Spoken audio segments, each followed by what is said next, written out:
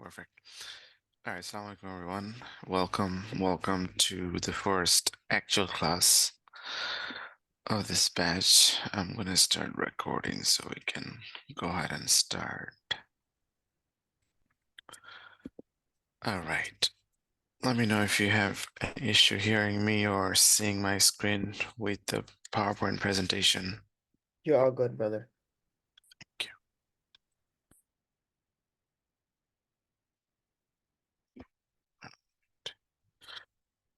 Okay, so we'll start with basic intro of software. And the first question is, what is software? I guess by now it should be simple. It should be easy. Everyone should be able One to. second. We are seeing the Welcome to IT Solutions page. I see. So slideshow is not sliding properly, I guess. Yeah. All right. What about now if I move my page two. slides? Yeah, page two. are good, but okay, so some reason slideshow is not working, but I can try again. Any better? No. Okay, cool. So we're gonna do it like this. No issues. So what is software? Software is a kind of program which we use for operating computer and related devices. Notice one thing throughout the slides or any documentations, what we try to do is try to give you answers multiple ways to make it easier for you.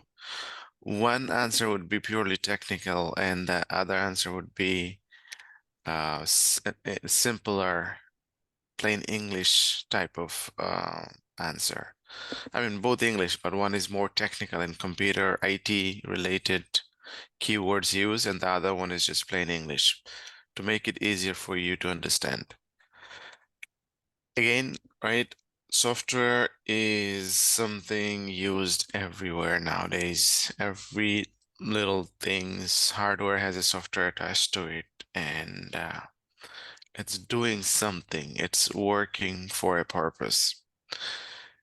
So, it's important that we recognize a software. And we have given you some example of software. If you see here, all of these images, logos representing software behind it, right? Google platform. I think everybody knows Google platform. Everybody knows Amazon, Android, PayPal. When you go to google.com, what happens? Google.com is a platform, but behind it, there is a massive software running to do the job for you, right? When you go to google.com and then you search for something, right? You search for something, while you're searching, right? Software is working for you. You're asking a question to Google to return something for you, find you something. So group of software engineers build that program, build that software for you so that it can do the job. So that's that. Under technical terms, software is called application, program, or system. Under business terms, software is called project or product. So this too, you will understand later. Right now, it might be confusing or might be same thing, but this too is one more time. Is it working now? It should work, right? Still the same. When I move pages, nothing, right? No. Okay. I think my system is sitting idle for too long and it's not functioning. Okay. Sorry about that. So, okay. So continuing part one, basic intro to the software. As we said, software under business term, software is called application, program, or system. I think so. Here, what is application? Application is a program that runs in computer and similar devices. So it's same thing. Application is nothing but software, right? That we're giving this here as well. So you're able to repeat, understand, and probably differentiate. What are what are some of the major type of applications? So again, application is nothing but a software, right? Or a program. So there are many type of software or applications. So these are the three major type of software: desktop application, client server application, web application. Example of desktop application. So desktop application, everything runs on one machine. Desktop application, everything runs on one machine. Application runs in single memory, front end and back end in one place. Only one person can use it. For example, like this PowerPoint presentation, right? It's running in my machine. I only have access to it. No one else has access to it. And it's running in one machine only at a time. So this is a good example of desktop application. In your computer, if you have downloaded Microsoft Word or Excel or PowerPoint presentation, this is something is locally available in your computer. I cannot access it. So that is a desktop application. Client servers application. Client servers application runs in two or more machines. Application is menu driven, limited number of users. For example, Slack, Skype, Microsoft Teams, etc. So this application, right? For example, we have Microsoft Teams here, right? We have Microsoft Teams here. See, you can't see it because I'm sharing only one screen, but let me go ahead and share more screens so you can see it. So this Microsoft Teams, right? Hopefully you can see Microsoft Teams. This Microsoft Teams, right? It's not widely available for everyone. It's available for those who we give access to. So for example, we have 157 people here.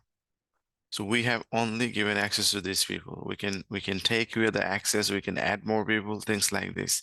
So meaning we control it. This is in our system, but you can also download it, but you may or may not have access to it unless we give you access to it. Similar application can exist for different companies or different individual. Slack, right? That's another application similar to Microsoft Teams. You can download it, but you may or may not have access to my version of Slack. When I say my version, my company's.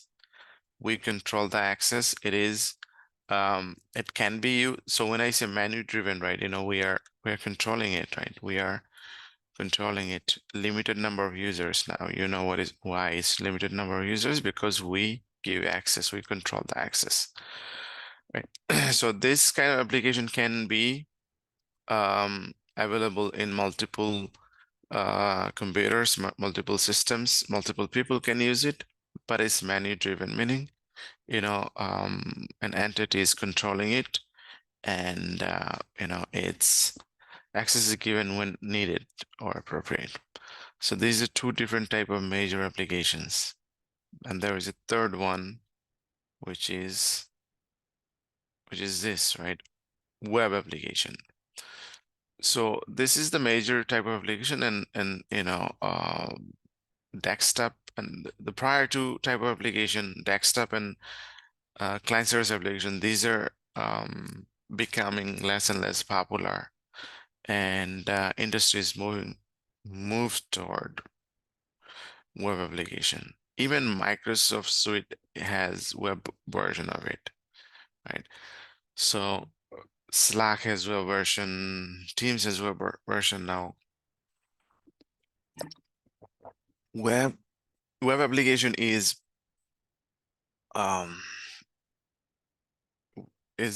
popular and um, very useful, and you can do much more with web application than other type of application. So the goal is for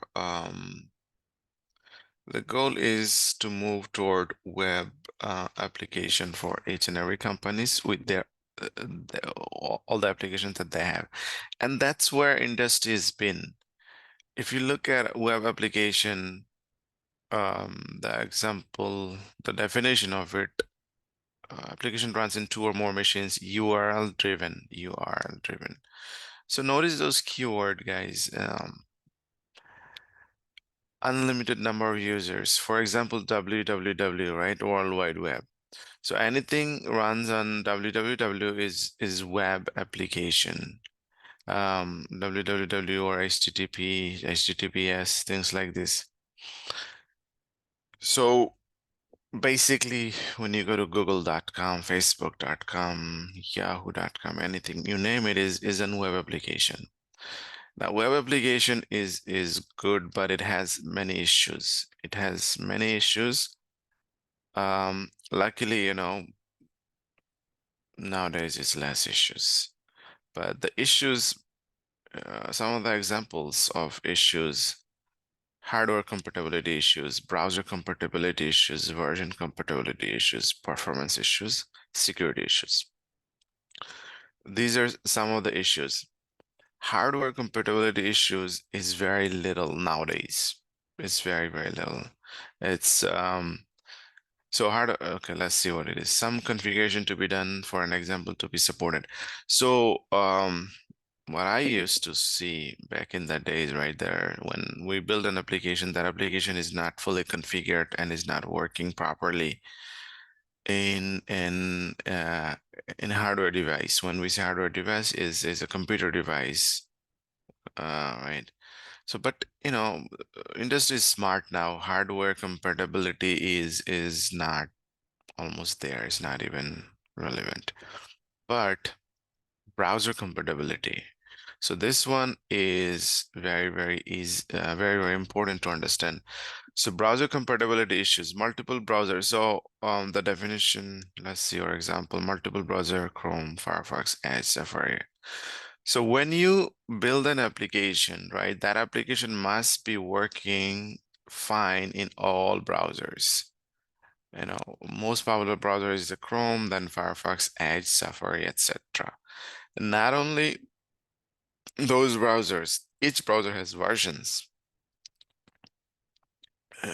Each browser has versions, so it must work in each and every browser's versions. As I mean, let's not make it complicated. So of course, latest version, it must work, right? You know how you have Chrome installed in your computer? Now that Chrome would be updated, you know, depending on the company, it could be updated every month or maybe every quarter. So you deploy an application, that application is supporting current version, which is now, but then the future version, when they deploy it, it should also work. So that's something, you know, the company, the software engineers has to be mindful. Testers like you and I, we also have to do our part to make sure that, you know, it works like this. And every browser has same thing, right? Different versioning. Of course, your target is the latest version and a previous version, depending on the company. Because what happens, sometimes people do not upgrade their browser. Now, some people are stuck in the version that is like one version or 2 version back. We used to face this issue. I used to work for a company, a financial company, a company in financial industry. So they used to work with all the big banks and hedge funds and everything. So our application, so we used to work with Chase, BlackRock, and all these big names, investors. And our application, every day we used to get the call that, you know, is not working for certain client and things like this. So then we would go and troubleshoot and see that they did not upgrade their browser. So that's web-based application has this issue. So it depends, right? It depends what type of company you're working on. Do you build your application internally and use it internally? Do you build application internally and sell it to a client or hundreds of clients and they use it differently? So it depends where you land, but this is something you need to understand, right? Now, of course, you have all these browsers and each browser has versions. And like I said, Target is the latest version, at least one version back. And whenever there is upgrade done, we need to go and test it and see if that application works in the future version as well. Not only that, you have different type of mobile devices, like for example, right now, if you open Facebook on your mobile device, the expectation it should work. And then when you go back to your computer, open it in a browser, whatever browser it is, the expectation it should work same as it was working in the mobile device. So things like this is very, very important to understand and test and make sure that it works. So this type of requirement, right, when an application is built, your company, your organization would let you know that application should be supporting visual browsers. Not all application requires to be supported by each and every browsers. It depends how your application is being built and used. So your organization will let you know, okay, our application should support X, Y, and Z browsers and their versions. They will let you know.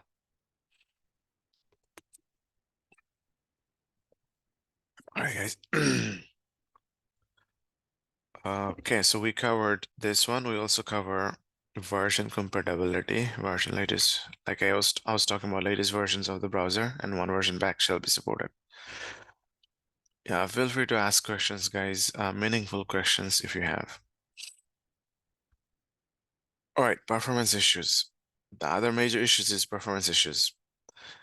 The time it takes for the application to load with maximum users. So when an application is built, right, that application should handle. So when I say application, I'm talking about web application. When a web application is built, depending on the situation how that application is used and not, this number can vary. But the expectation is application must support a number of users being active on that application at the same time. So for some application, that number could be in hundreds. Some application that number can be in millions and billions.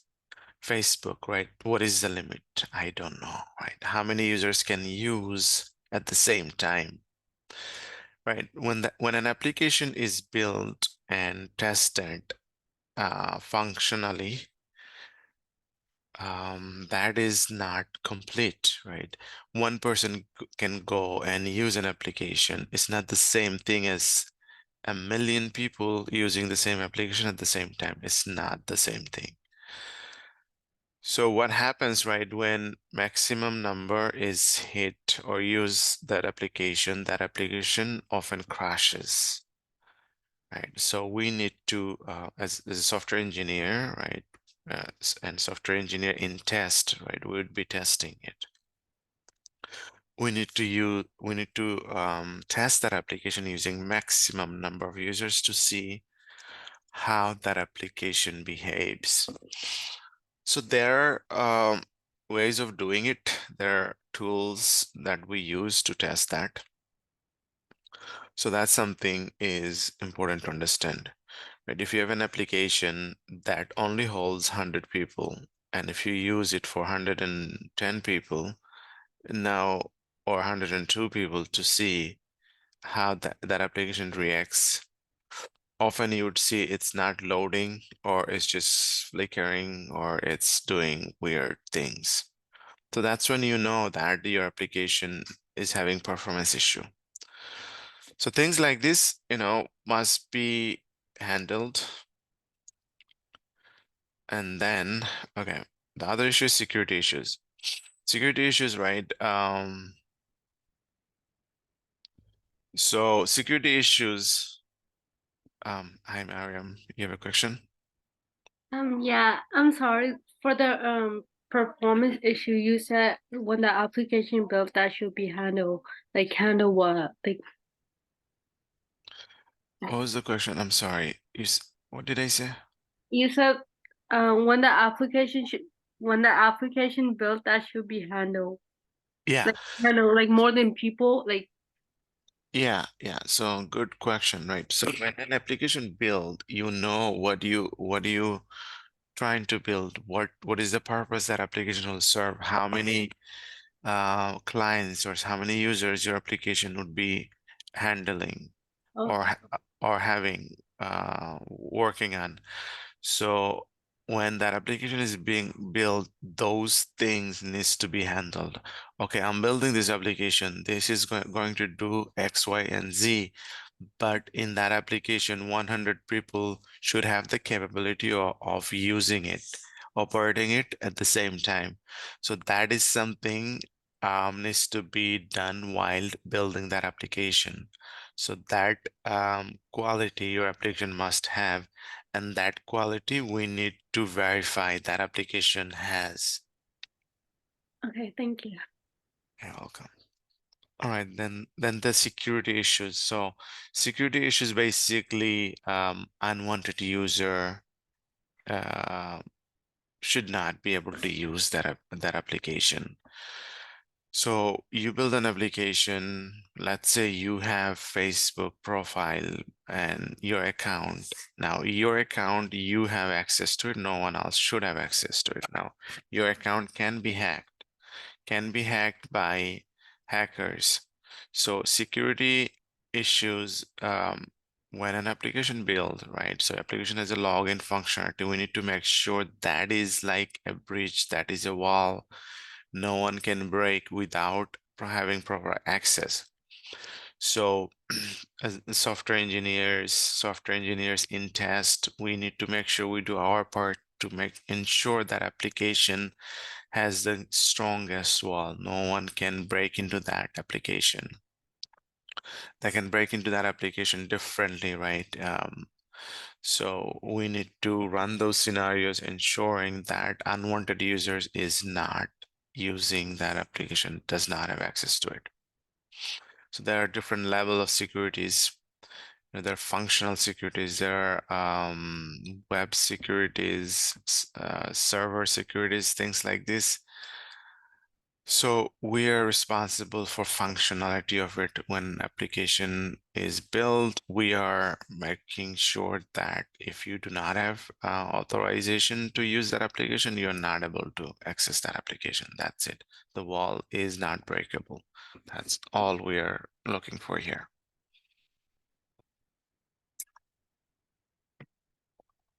Okay, guys, so this slide is very, very important. I hope you understand. Last thing about security testing, usually functional security and network security. We're responsible for the functionality of it, and network, usually there is third party who handles the network security testing.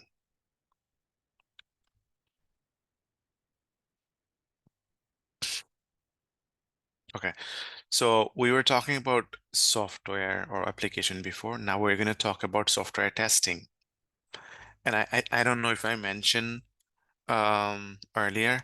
So since this is the first day of the class, I know all of you are here, have clear understanding of what we're doing here, but I'm just gonna go over it quickly. So we are here learning about how to be a quality assurance testers. So you'll hear this terminology, either QA or quality assurance or software engineer in test. It's everything is same, right? We are learning here how to test or verify software. And that's what we're going to teach here, and that's what you're going to learn and work as a software engineer in test. Okay, so now now that we understand what is a software and what are the different type of software and things like this, now we need to understand how do you test a software. And before you learn how to test a software, let's understand what is software testing. Again, the answers are given differently. One is technical, one is plain. It is a process of impartial technical investigation to ensure correctness of the product. So this is high level technical.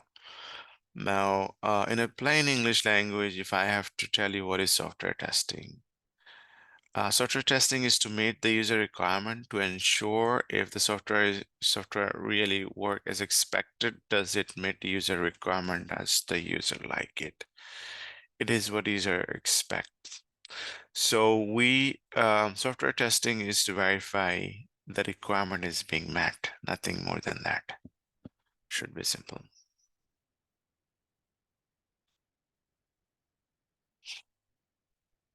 Okay, so we are in part 2, basic intro to software testing. The part 2 started one slide above.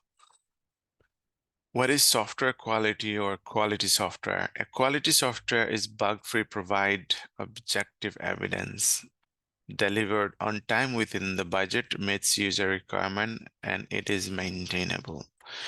So when a software is built, and when we talk about a quality software, just because the software is built, it doesn't mean that software is in a good quality or is a good software.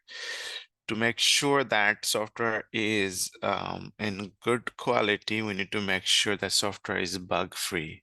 And what is bug? Bug is nothing but issues in software, right?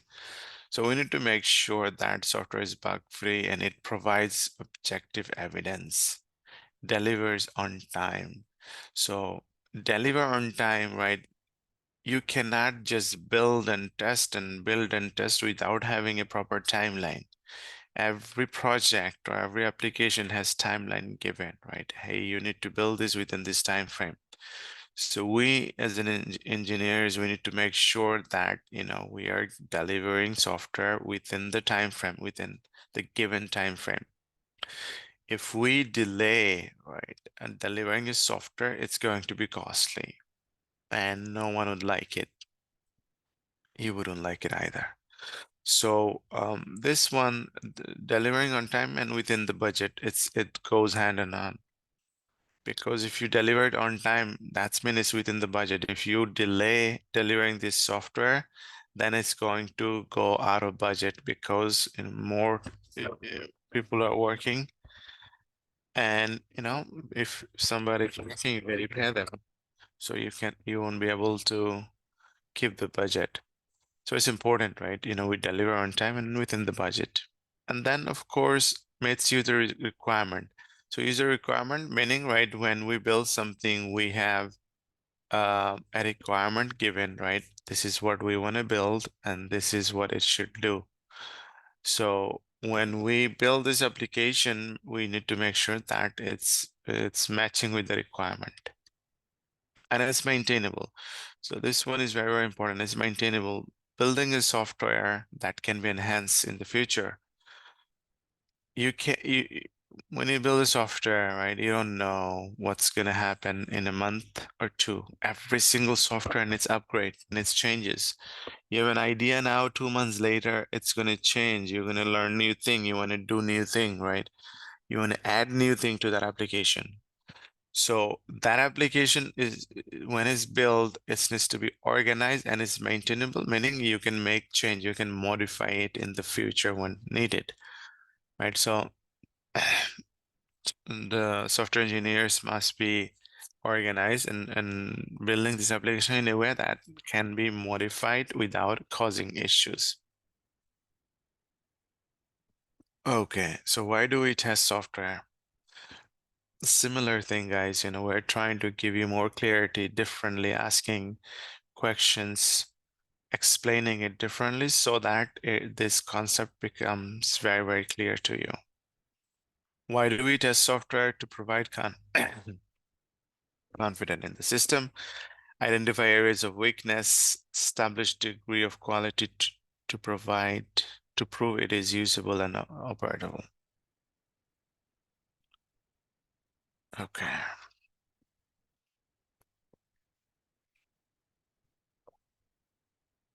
Okay, when do we test? When do we test? So as soon as project is given to go ahead, as soon as architecture is defined, during development, once the code is complete, once the system delivery is complete. So this is a tricky question, and you might be thinking like one question has multiple different answers and it's confusing. So testing is a broader concept. So testing is not done in one place. Testing is done in every stages. So that's why you can see different stages here. As soon as the project is given to go ahead, as soon as, meaning whenever the project is finalized and given the green light, our testing starts right then and there. So this is one level of testing, and we'll explain later what type of testing this is.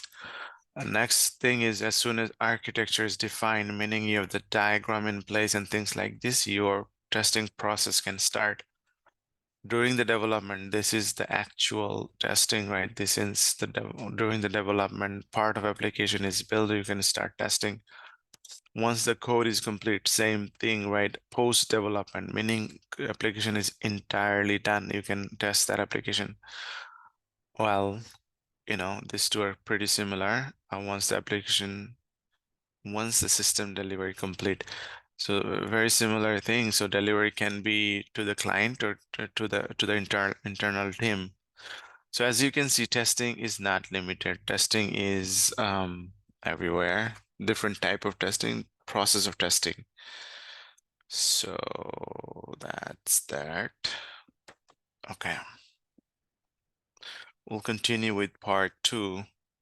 And part 2 is basic intro to the software testing. Purpose of testing. What are the main purpose of software testing? Defect finding, verification, and validation. These are the 3 main things we look for when we are testing a software application. Defect finding. A defect finding is variance between expected and actual results. So when you're working, right, and how do you identify something as a defect? It's very simple, right? First, you need to understand what is expected, and then you'll go navigate through application and see if it's working as expected. Whatever is not is the defect. So you would go and identify those and report those. Very simple. As a beginner, often we have doubts, right? Is this really defect? I went through it, right? I found some discrepancies in the application. And it could be very, very minor. And then you would be questioning yourself, like, what do you do with this? Do you notify somebody? Do you document it? Do you ignore it? Things like this. So the answer is simple, right? You see something, you do something. You find discrepancies, you report it. And there is a process in place to report it, which we will show you later in this course. Right, so that's defect finding. Verification process confirms software meets the technical specification. Validation process confirms that the software meets the business requirement. So the main purpose of software testing, of course, you find defects and then you verify and then you validate. So when you find a defect, you see discrepancies. Now you're going to go into verification mode. Verification is this really a defect? So how do you do that? You're going to go and check what was the expectation. And how do you find what was the expectation? There will be a document which is called requirement document. And that requirement document, you will verify your application against that requirement document. And then you validate it. You validate it meaning you're going to compare both of them, that application and that requirement document, and see what is the expectation. So basically, the purpose of software testing is defect finding, verification, and validation. Hope that's clear. Okay, next part is what is requirement. Guys, I might be going fast, but please raise your hand if you have questions. These concepts are very, very clear to me. Maybe that's why I'm going fast, but for some of you it might be new, so you need to, if you don't understand, raise your hand and we can talk about it. Okay, so what is requirement? Like I was talking about, requirement is what you want from a system and what the system should do. So requirement can be in a document or of course, nowadays it's not going to be a physical document. It's going to be a soft copy. It could be a Microsoft Word, Excel, or PowerPoint. Or it could be a tool, right? Now, it could be any other application that can be used as a requirement holder. Technology is advanced now, so we can even use technology to build technology, and that's what's happening in the industry. Right, so, requirement is your guideline. When you go work in a project, first thing to understand is the requirement. What is the requirement for this project? If you understand that, then your 50% work is done. Understanding requirement is crucial. To explain, right? I'm sure it's very, very simple. You guys already understand, but to give you an example, right? If you're building something, let's say you're building a house, you just don't go and build the house randomly. You have a plan in place. You have idea, you know how many bedrooms you want, you know how many bathrooms you want, you know how your kitchen should be, where it should be, how big it should be, your doors, your windows, your electricity, your water system. All of this is predefined, right? You let your employee know, your contractor or whoever you're going to hire, construction people, you let them know, right? Hey, this is what I want to build. This is what it should be. And you probably hire an architect and you let architect do the mock-up or the design. If you're building a house from scratch, I think that's the proper way to go. And your architect works for you to draw your ideas. And that is given to that the construction employee to build that project, right? So this is when you build this idea in a paper, that's your requirement. You tell them like, this is what I want, go ahead and build it. Same thing in software industry, right? When we build an application, we have architecture behind it. We have proper requirement behind it. And once that is done and cleared and understood, then only we go and build a software product.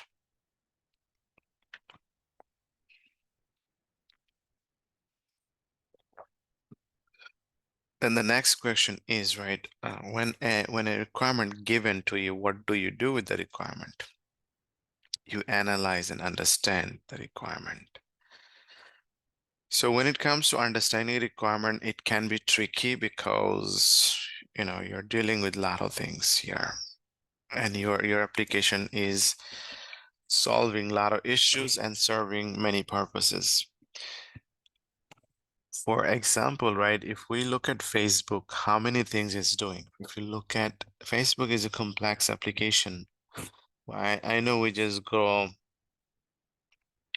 browse around and we see who posted what and whatnot. But in the background is doing so much more, right? It's a big application, is doing so much more than just seeing the news feed or the other people's feed. It's doing so much more. I don't really use so much Facebook, but I know it's complex and it's solving a lot of problem. By sitting here, you see people all over the world what they're doing.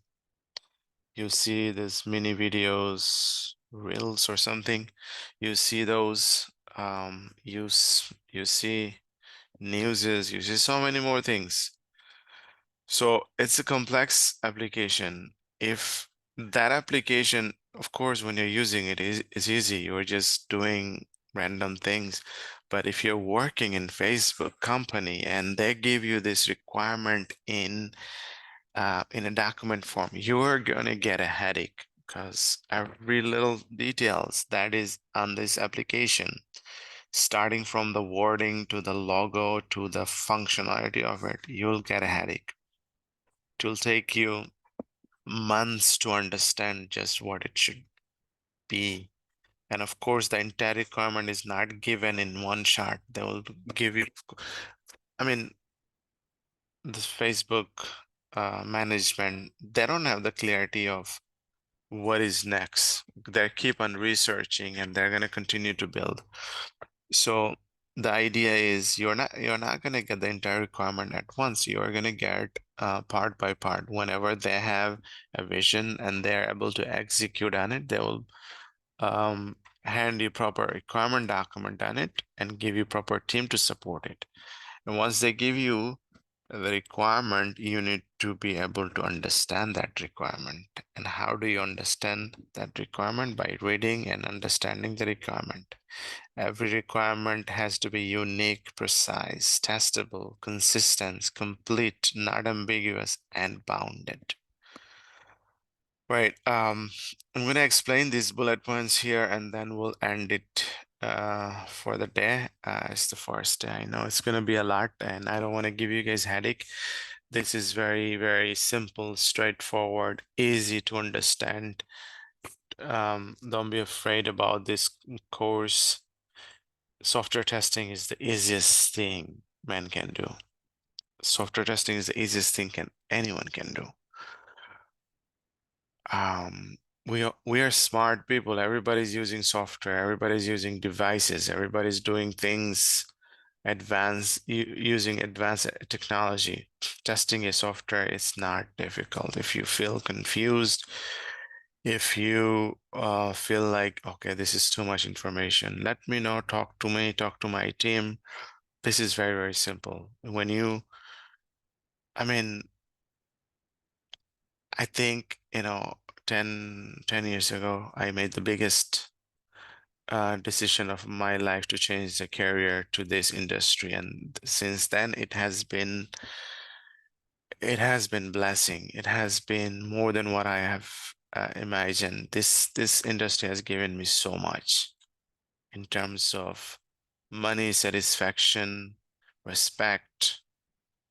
I cannot explain. So, I just want to let you know you can also do the same. You can also get the same result, but you need to work hard. Initially, you need to work hard. You'd be working hardest until you get the job. Once you get the job, it becomes easy because your competition is until you get the job. Once you get the job, it's yours. Right now, right, maybe hundreds of people, thousands of people looking for jobs. So you're competing against so many people. Once you get the job and you're selected, it's yours and life is good. The actual job is so much easier than learning and getting the job. The process is harder, but the actual job is so much easier. And once you get the job, talk to people who's working in this industry. The life is so easy. especially in the remote world. How many hours is one person work? How many productive hours? How many hours they're working hands and keyboard? Not even 2. And an average person, you'd be surprised. And an average person not even working 2 to 3 hours hands and keyboard. So that's what type of job it is, right? But nothing good comes easy in life. You need to go earn it, you need to go get it. The process is harder than actual work. Once you get that job, you're gonna love it. And we do good enough job here to make sure that you're built properly, you're able to handle your job once you have the job. Anyway, we're gonna do small talk later. Let me finish this. Now, analyzing and understanding the requirement, that is 50% of your job. When you're reading through a document, just reading is not good enough. You need to make sure when you're reading a requirement, the requirement is unique, meaning, so again, going back to Facebook, right? Look at the functionality that Facebook has. You know, you have a login screen, you have a you have a login page, and login page has username and password. And there's going to be many requirement and a lot of testing around that. Then you have your profile, right? You need to build the profile. You need to add your information, your email address, your names, your address, your phone number, and things like this. That is registration process, right? Once you register, you get a username and password. And once you have that, now you can personalize your account.